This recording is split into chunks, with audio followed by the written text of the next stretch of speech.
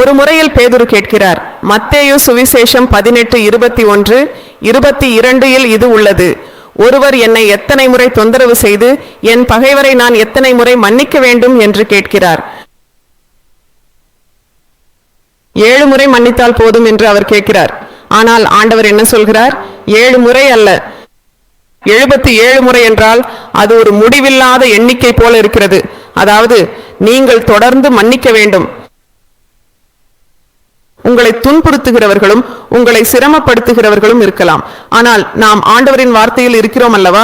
உன்னை தொடுகிறவன் உன் கண்களில் தூளாக இருப்பவன் போல் இருக்கிறான். ஏனெனில் நீ ஆண்டவரில் இருக்கிறாய். உன்னை யாரும் தொட முடியாது.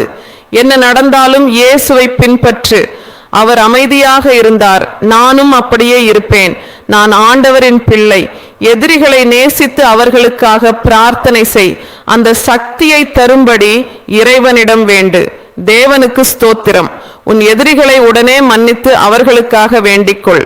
உறவினர்கள் உன்னை பார்த்து பொறாமைப்பட்டு தொந்தரவு செய்தாலும் கவலைப்படாதே. அப்படி என்றால் நீ ஓய்வெடுக்க வேண்டிய அவசியம் இல்லை.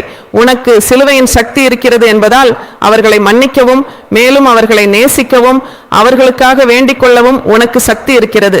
கைதட்டி போற்றி தேவனை ஸ்தோத்திரிக்கவும். ஹல்லேலூயா.